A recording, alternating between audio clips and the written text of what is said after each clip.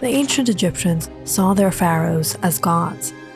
They carefully preserved their bodies after their demise, burying them in elaborate tombs containing rich treasures to accompany the rulers into the afterlife.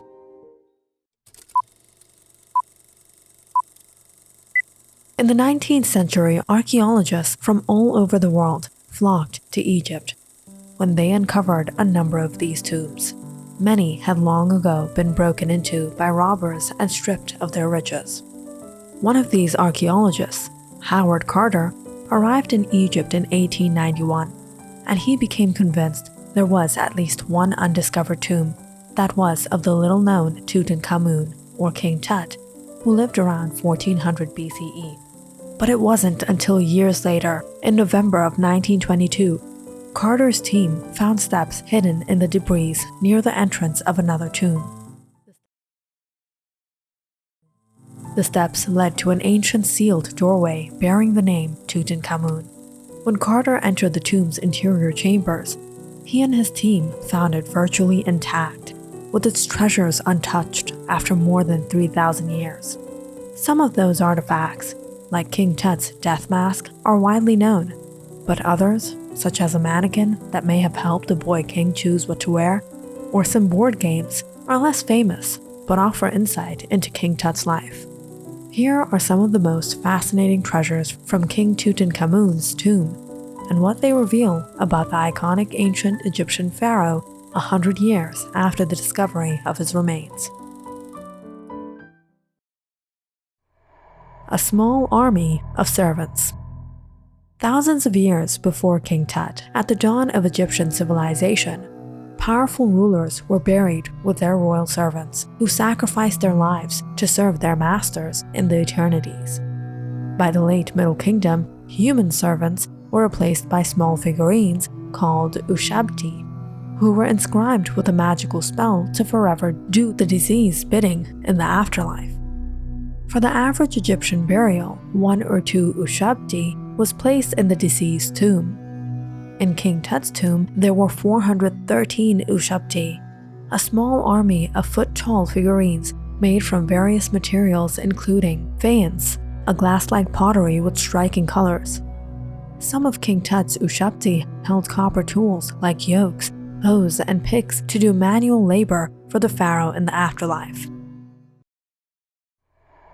Board games.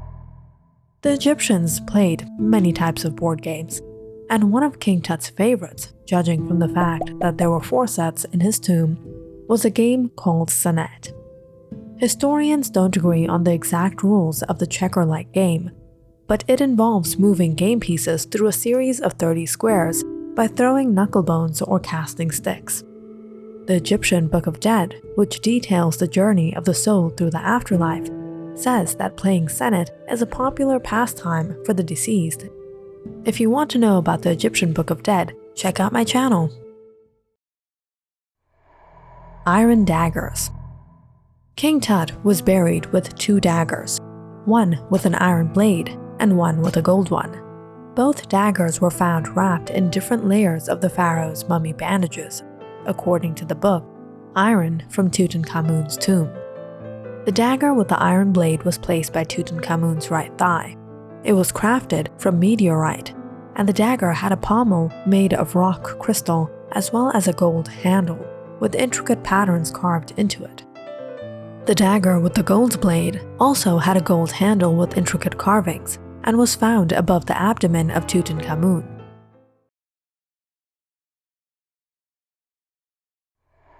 A garment mannequin. One of the lesser-known treasures from Tutankhamun's tomb is a mannequin used to help choose, adjust, and store the king's wardrobe and jewelry. King Tut was a snappy dresser with a huge wardrobe for both his life and afterlife. There were hundreds of garments, 12 robes, dozens of sandals, underwear, socks, even his baby clothes were found in the tomb. Tutankhamun's throne. The golden throne of King Tutankhamun is made primarily of wood and is overlaid with gold and silver, semi-precious stones, glaze, and colored glass. It shows the sun disk, Aten, shining down toward Tut and his queen, Tutankhamun. This throne is about 3 feet tall and was wrapped in linen. As most ancient Egyptians squatted on the floor or sat on low stools, chairs or thrones were a luxury item and indicated not only wealth but also power. Tutankhamun's coffin. Tutankhamun was laid to rest within 3 coffins nested within each other. The combined coffins weigh around 1.25 tons. Joyce Tildesley, an Egyptology professor at the University of Manchester in the UK, wrote in her book Tutankhamun, The Search for an Egyptian King, the large size of the coffins coupled with the relativity of the small size of Tutankhamun's tomb made it challenging for Carter to open them. All 3 coffins show Tutankhamun with the long beard and holding a crook and a flail. The outer coffin is made of gilded wood and has blue and red glass on its crook and flail. The second coffin is also made of gilded wood and was found with several plants, including disintegrating lotus flowers on it. The third and innermost coffin is made of solid gold and was found wrapped in linen. Tutankhamun was laid to rest within this innermost coffin with his death mask among other items on him. The death mask. Tutankhamun's death mask is probably the most famous artifact found in his tomb. Placed on Tut's face, the 21-inch-long, ornate mask was manufactured mainly from gold inlaid with semi-precious stones and colored glass paste, and weighs a whopping 22 pounds. Galal Hassan, a professor in the Cairo University Department of Mechanical Design, wrote in his paper published in 2016, the eyes are produced from obsidian and quartz, noting that the mask depicts Tutankhamun with a long beard and headdress bearing a cobra and a vulture. On the back of the death mask is a spell from the Book of the Dead, written in hieroglyphics, which guaranteed the mask's ability to function as the face of the deceased. Marianne Edencross, the senior fellow at the American Research Center in Egypt, wrote in her book, The Unknown Tutankhamun. She noted that the third innermost coffin that Tutankhamun was buried in has the same spell written on it. Canopic jars. During the mummification process, Egyptian embalmers carefully removed the lungs, liver, intestines, and stomach from the body, embalmed the organs, and placed them in vessels called canopic jars. The final resting place for King Tut's organs was one of the most exquisite objects in the entire tomb. Carter found Tut's canopic jars, stored inside an alabaster chest, itself housed within a magnificent wooden funerary shrine covered in gold leaf.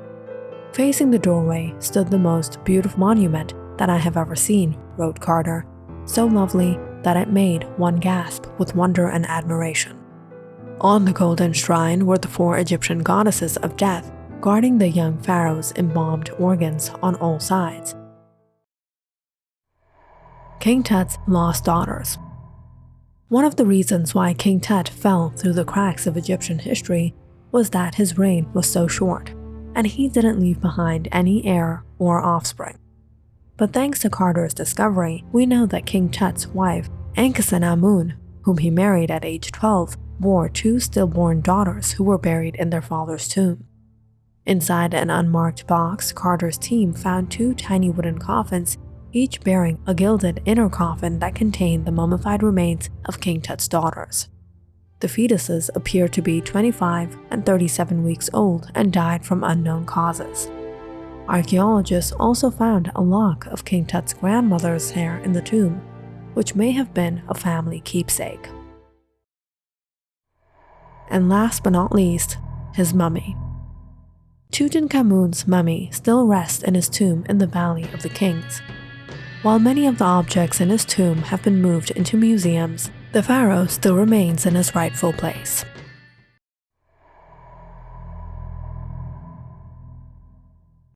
If you liked our video, don't forget to subscribe and follow our channel for more videos like this one.